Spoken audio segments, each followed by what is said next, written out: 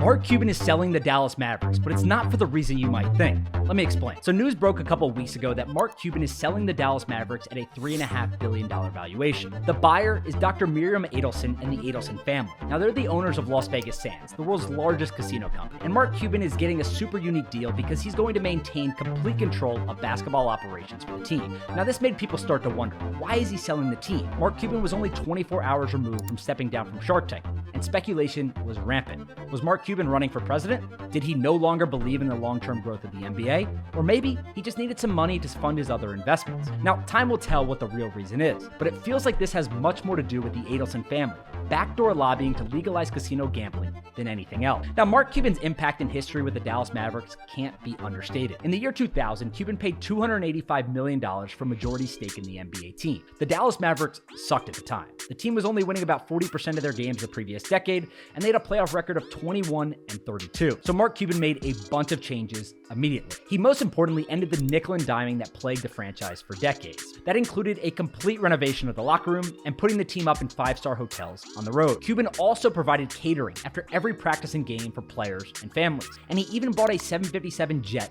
for team chartered flight. Furthermore, Cuban invested in advanced analytics studies to aid scouting, and he beefed up the coaching staff enough so that there was a 1-to-1 player-to-coach ratio. But perhaps Mark Cuban's biggest impact came with the fan base. While most billionaire owners sit in luxury suites and entertain guests, Cuban could be seen getting up shots before games and yelling at refs from his courtside seat. He also traveled to virtually all away games on his own private jet and even made his email public, frequently answering fan mail about improving the game day experience. This helped the Dallas Mavericks build one of the NBA's best fan bases over the last 2 decades, going from middle of the road in attendance to quite literally #1 overall this season. Cuban also famously delivered Dallas fans their first NBA championship by beating the Miami Heat in 2011, and many people thought he would never sell the team. I mean, is there another owner in sports that is more synonymous with their team than Mark Cuban? Cowboys owner Jerry Jones is up there, but that list is really short. And that's without even mentioning that the team has dramatically increased his public profile. Between the NBA and Shark Tank, Mark Cuban is more popular than ever before. But that's why I think this $3.5 billion sale came down to a few things. First, maybe Mark Cuban isn't as bullish on the future of the NBA as he once was. The league is currently negotiating a new media rights deal that will generate an additional $2.5 billion for NBA owners and players each year. But local media rights are in big trouble because of RSN bankruptcy. And I've heard from several people that they are more worried about the next media rights deal than this one. Add in the fact that a $3.5 billion valuation allows Cuban to take some serious money off the table.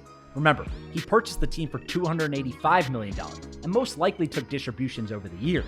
And it starts to make more sense why now is the right time to sell. Plus, he still gets to run basketball operations, which is the part he enjoys anyway. So no, I don't think Mark Cuban will run for president. He has said in the past he doesn't want to put his family through that process, and there is nothing that would require him to sell the team anyways, especially considering he'll still be running it day to day. Instead, the more interesting part about this deal appears to be the Adelson family. Miriam Adelson will instantly be one of the NBA's wealthiest owners. She's a 78-year-old doctor from Israel who married casino legend Sheldon Adelson in 1991, and is now the largest shareholder of Las Vegas Sands Corporation after Sheldon passed away in 2021. According to Forbes, Miriam Adelson has an estimated net worth of $32.3 billion. That makes her the 35th richest person in the world and the 5th richest woman. But if we want to just look at US pro sports, Miriam Adelson is now the 3rd richest owner in all of US sports, only behind Steve Ballmer of the Clippers and Rob Walton of the Denver Broncos. But more importantly, the real question is, why would Miriam Adelson want to buy the Mavericks? Adelson is 78 years old and not getting any younger. She also lives in Las Vegas, which is pretty far from Dallas. She won't be running the team day to day, and she had to sell $2 billion worth of stock to even do the deal.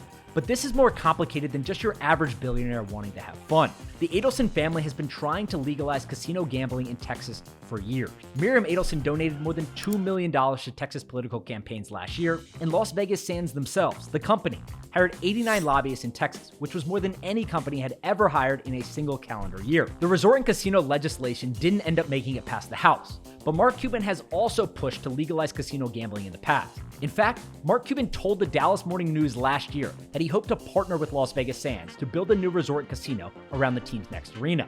For context, the Mavericks' current arena, American Airlines Center, is more than 20 years old, and building a new arena with a resort and casino would add tremendous value to the franchise, while also benefiting the state via jobs, tourism, and taxes. Mark Cuban told Legal Sports Report earlier this year, "I think what is misunderstood about the bill is that it is not a gambling bill as much as a tourism bill. Gambling is certainly a hook, But the real value to the state is to be a destination that people around the country and the world plan a year in advance and save to go to. Texas is an amazing state, but there are not destinations that families, weddings, conferences, and events dream of going to all year round. Ask your out-of-state friends how often they saved up to bring their family to Texas. Ask anyone how often they look forward to coming here during the summer.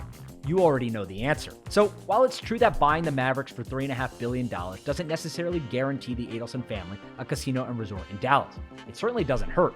Several other prominent Texas leaders like Tillman Fertitta, owner of the Houston Rockets and Golden Nugget Casino, and Jerry Jones, owner of the Dallas Cowboys, have donated millions to Texas political campaigns in the last 12 months. The American Airlines Center will have to be rebuilt at some point. Many Dallas residents are already skirting the law by driving 80 miles into Oklahoma to gamble, and the 22 other states with commercial casinos are making billions in additional taxes each year. So yes, the deal structure is super unique. I can't think of another sports owner who has sold the team but maintained control. But this is really a win-win for everyone. The Adelson family gets a discount on an asset they will hold for a long time. The team was valued at $4.5 billion by Forbes, but sold for $3.5 billion, presumably because Mark Cuban still gets to maintain control. Mark Cuban is okay with taking less money because he still cashes out over $3 billion on the deal, and, as I mentioned, he gets to keep control. And Dallas could eventually get a brand new, privately financed $1 billion arena downtown, as long as they are willing to play ball with the casino crowd. That means it could eventually make it so everyone makes billions on the deal.